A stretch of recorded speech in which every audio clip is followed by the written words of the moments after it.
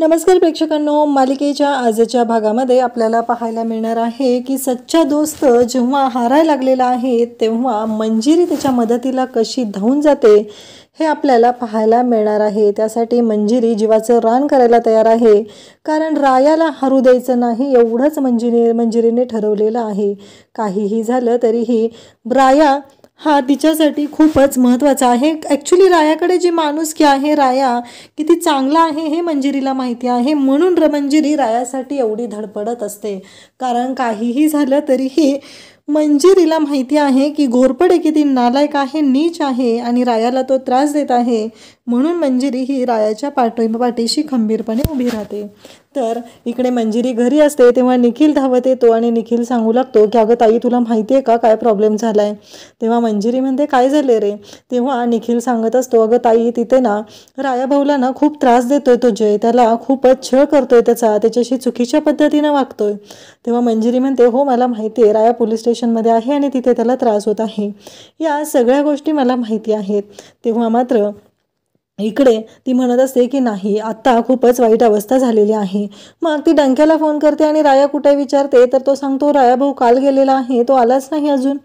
तेव्हा मात्र मंजिरीला धक्का बसतो। मंजिरी म्हणते काय सांगतोय हा डंक्या, म्हणजे राया अजून घरीच आलेला नाहीये, रात्रभर राया तिथे बसून राहिलेला आहे। या गोष्टीचा धक्का मात्र मंजिरीला खूप मोठा बसलेला असतो। मंजिरी म्हणत असते की चल निखिल। तर राया मात्र तिथे पोलीस स्टेशनच्या बाहेरच झोपलेलं असतं, जिथे त्याला जयनं सांगितलेलं असतं, आणि तिथे राया आता झोपलेला असतो। डंक्या तिथे येतो, राया भाऊ उठ म्हणत असतो, परंतु तेवढ्यात तिथं पोहोचलेला असतो तो म्हणजे जय, आणि डंक्या पाहत असतो। तो म्हणत असतो बघितलं ना, हे राया उठ, काय इथं कुत्र्यासारखा झोपून राहिलायस रे, असं तो म्हणत असतो। आणि रायाला म्हणत असतो बरोबर आहे, तुला सवय येणार आहे अशा सगळ्या गोष्टींची, हां बरोबर आहे, मग तू असंच करत जा, असं म्हणत तो रायाला चिडवू लागतो। मुद्दाम त्याचा अपमान करत असतो, अपमानित त्याचं बोलणं असतं, आणि रायाला मात्र खूपच त्रास होत असतो। परंतु राया आनंदाने हे सगळं स्वीकारत असतो। तो म्हणत असतो की अरे भावा, तू आलास ना रे जय इथं, अरे मी तुझीच वाट बघत होतो। तेव्हा जय येणार जाणाऱ्या सगळ्यांना पेढा देत असतो। त्याचबरोबर डंक्या म्हणत असतो की राया भाऊ चल।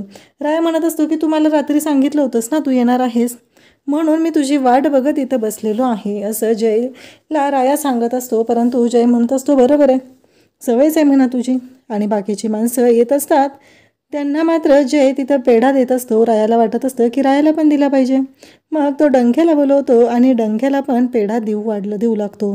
डंक्याला पेढा देत असतो, परंतु इकडे घडलेलं असतं ते वेगळंच, कारण डंक्याला पेढा दिल्यानंतर जय तिथून रागानेच निघून जातो। तर डंक्याला पेढा दिल्याबरोबर इकडे रायाला असं वाटत असतं की त्यालाही पेढा दिला जाईल, पण जय इतका नालायक असतो की तो काही रायाला पेढा देत नाही, आणि मग डंक्या म्हणत असतो की विसरून गेला असेल रे, बाकी काही नाही आहे, असं स्वतःच मनाची समजूत घालू लागतो। पण डंक्याला कळलेलं असतं की रायाच्या बाबतीत जय चुकीचं वागत आहे, सगळ्यांना कळत असतं, मंजिरीला कळत असतं, त्याचबरोबर डंक्याला कळत असतं, निखिलला सुद्धा कळत असतं, पण या मूर्ख रायाला कळत नाही आहे। त्याचं बंधुप्रेम जरा अतिच चाललेलं असतं, त्याच्या बंधुप्रेमामुळे त्याची किती वाट लागते ही गोष्टच त्याच्या लक्षात आलेली नसते। त्याला मात्र त्याचा जय त्याचा भाऊ आहे, त्याच्यासाठी हे करायचं आहे, त्याच्यासाठी ते करायचं आहे, एवढंच पडलेलं असतं। त्याला जराही वाटत नसतं की आपल्या स्वतःचाही काहीतरी मान सन्मान असतो आणि तो आपण जपला पाहिजे, या गोष्टीची जाणीव मात्र जयला नसते, आणि इकडे रायाला नसते ॲक्च्युली, कारण जय त्याचा अपमान करत आहे आणि राया मात्र त्याला अपमान करायला संधी स्वतःहून देत आहे। कारण जयला तर माहिती आहे की त्याला रायाशी काही देणं घेणं नाही आहे, परंतु रायालाच आता त्याच्या मागे पुढे करायचं आहे, माझा भाऊ म्हणून, जी चूक त्याने केलेली नाही। खरं तर मला इथे प्रश्न पडलेला आहे की जय अनाथ म्हणून वाढला, जय तर एवढ्या मोठ्या पदावर आहे, पोलीस इन्स्पेक्टर झाला, त्याला आईवडील मिळाले, म्हणजे दत्तक का असे ना पण आईवडील मिळाले, त्यांनी त्याच्यावरती प्रेम केलं, परंतु रायाच्या बाबतीत काय झालं, रायाला तर तेही प्रेम मिळालं नाही। पण इथे जय मात्र स्वतःचाच डंका मिरवत राहतो की माझा अपमान झालेला आहे, माझं असं झालंय, माझं तसं झालंय, एवढंच त्याचं चाललेलं असतं। शेवटी राया आत येतो आणि म्हणतो की जय मला पण पेढा दे ना। तेव्हा राया म्हणतो कसं आहे माहिती आहे का, तुझी लायकी नाही आहे रे ती तुला पेढा द्यायची, कारण तू माझं आयुष्य उद्ध्वस्त केलेलं आहे, माझं बालपण तू हिरावून घेतलेलं आहे, आणि एवढं सगळं तू केलेलं आहे, हे सगळं स्वतःहून केलेलं आहे, आणि तुझ्यामुळं हे सगळी परिस्थिती ओढवलेली आहे, तुझ्यामुळं आईबाबा नाही आहेत, हे सगळं बोलणं तो बोलत असतो। परंतु रायाला तो म्हणतो की तुला ना दगड माती दिली पाहिजे खायला, माझ्या पायाखालची धूळ खायच्या पण लायकीचा तू नाहीस, या भाषेमध्ये जय हा रायाला बोलत असतो. राया म्हणत असतो, अरे तू प्रेमाने माती जरी दिलीस ना तरीही ती मी खायला तयार आहे, असं राया बोलत असतो. पण जय म्हणतो असं आहे का? आणि अक्षरशः बुटाची धूळ झटकतो जय तिथं, त्याच्या बुटाला जी लागलेली माती असते ती झटकतो आणि म्हणतो घे. आणि मग ती माती हातावर घेतलेली असते, डंक्या तिथं असतो, डंक्या पाहत असतो. त्याला वाईट वाटत असतं की रायाभाऊची ही अवस्था काय झाली आहे.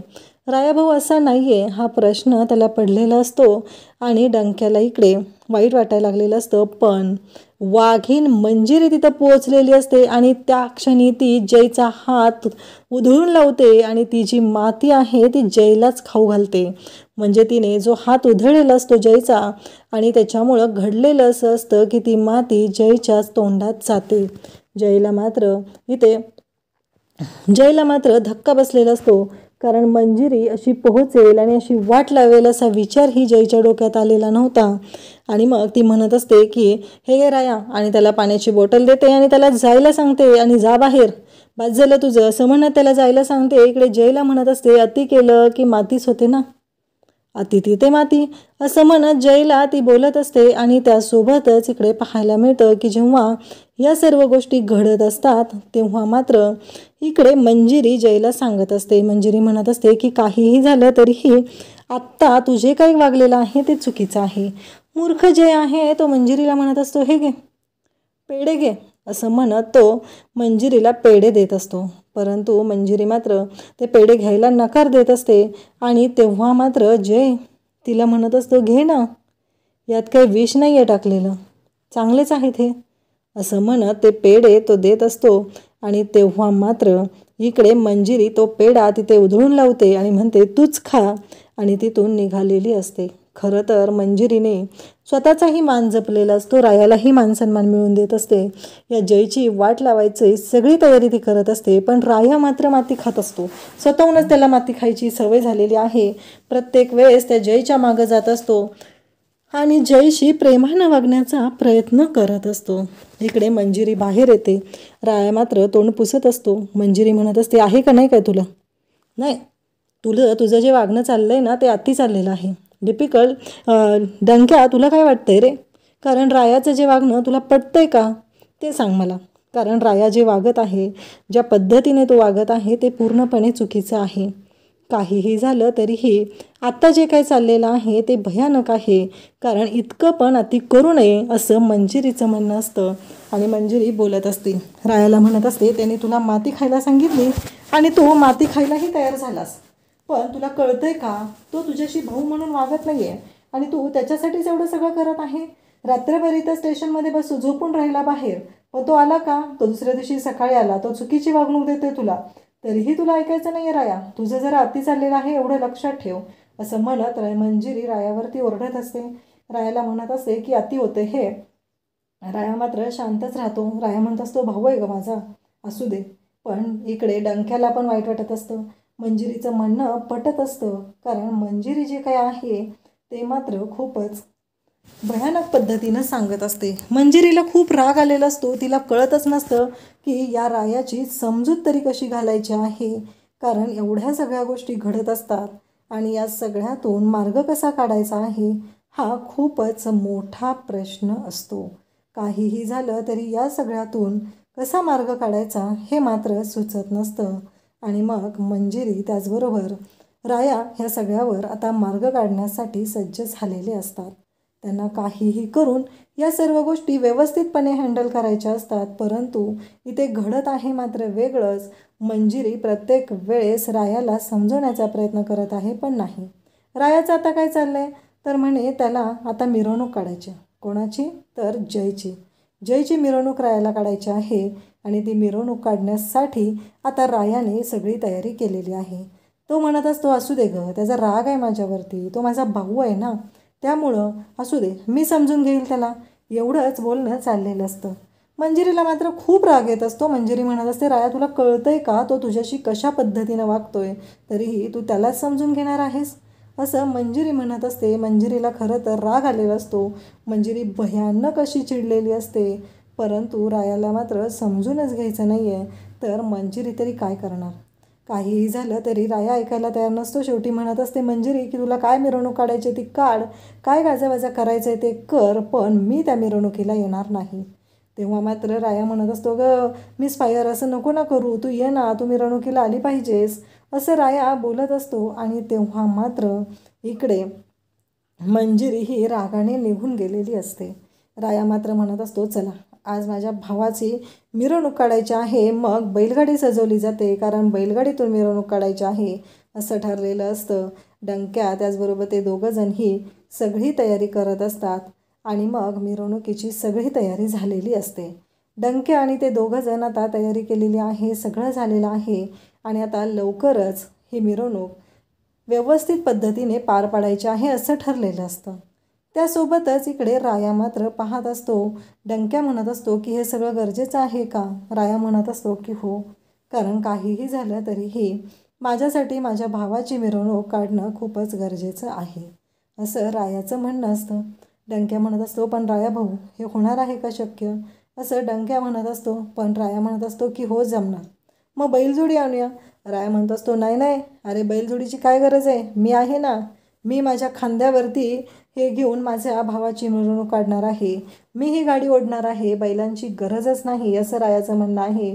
सगळी छान तयारी झालेली आहे आणि इकडे घोरपडे मात्र आता मंदिरात आलेला आहे. मंदिरात तो पूजा करत आहे, देवाचा आशीर्वाद घेत आहे. खरं तर ह्या राक्षसाला देवाने पण काय आशीर्वाद द्यावा, याला तर मंदिरात येणंही नाकारलं पाहिजे. आणि त्यावेळेसच तिथे हवालदार सोबत असतो आणि मग घोरपडे देवाला नमस्कार करतो आणि माझ्या सगळ्या इच्छा पूर्ण होऊ दे असं बोलत असतो.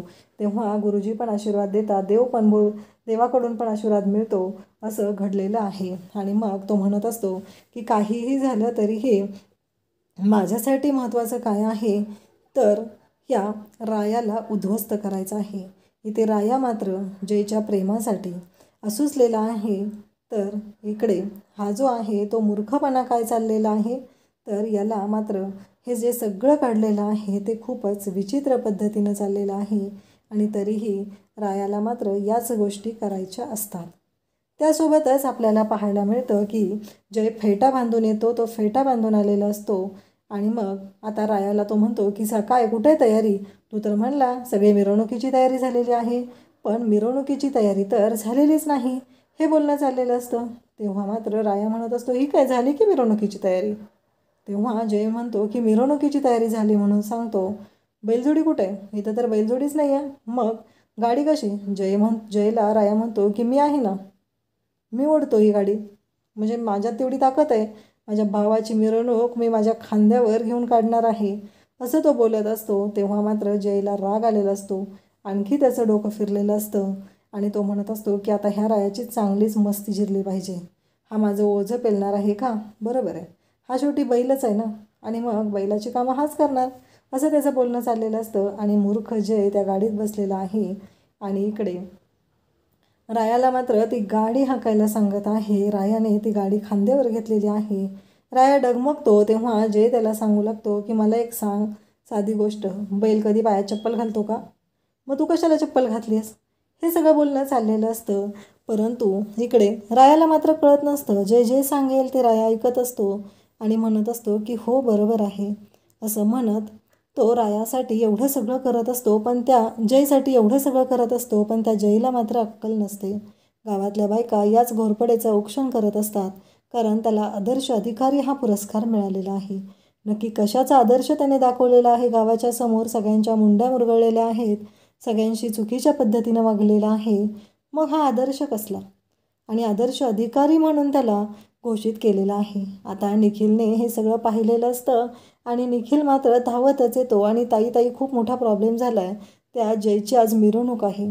मंजिरी म्हणते हो मला माहिती आहे, अगं रायादादा पण तिथं आहे. तेव्हा मंजिरी म्हणते हो रायानंच ठेवली आहे ना ती मिरवणूक, कशासाठी मिरवणूक ठेवली आहे काय माहिती, नक्की त्यांना काय दाखवायचं आहे, हे सगळं बोलणं चालू असतं. आणि तेव्हा मात्र इकडे जय गाडीत अगदी आरामात रुबाबदारपणे बसलेला असतो आणि तो रायाला त्रास देण्याचं काम करत असतो. त्यावेळेस तिथे येणारी बाकीची लोकं आहेत तीही बघत असतात आणि डंक्या मात्र पाठीमागून गाडी ढकलू लागत असतो. आणि तेव्हा मात्र इकडे जय पाहत असतो आणि जयचं असं म्हणणं असतं की काहीही झालं तरीही आत्ता सध्यात महत्त्वाची गोष्ट हे आहे की ह्या रायाची वाट लावायची.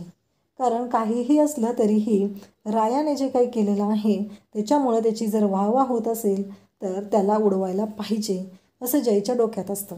कारण रायाने ही गाडी खांद्यावर घेतलेली आहे, त्यामुळं गावकरी मात्र रायाचं कौतुक करायला लागलेले असतात. गावकरी रायाच्या बाजूने बोलत असतात. राया आणि जय एवढे एकमेकांचे दुश्मन होते, पण आत्ता राया मात्र जयशी किती प्रेमाने वागत आहे. जयबद्दल त्याच्या मनामध्ये किती चांगल्या गोष्टी आहेत हे सगळं बोलणं चाललेलं असतं. परंतु हा जो जय आहे त्याला मात्र पोटात दुखायला लागलेलं असतं. त्याचं असं म्हणणं असतं की काहीही झालं तरीही इथे माझी मिरवणूक आहे आणि हे मूर्ख गावकरी त्या रायाची वाहवा करत आहेत, हे अजिबात चालणार नाही असं त्याचं बोलणं चालू झालेलं असतं. त्याचं असं म्हणणं असतं की काहीही झालं तरीही मी त्या रायाला जिंकू देणार नाही असं त्याच्या डोक्यात सुरू झालेलं आहे.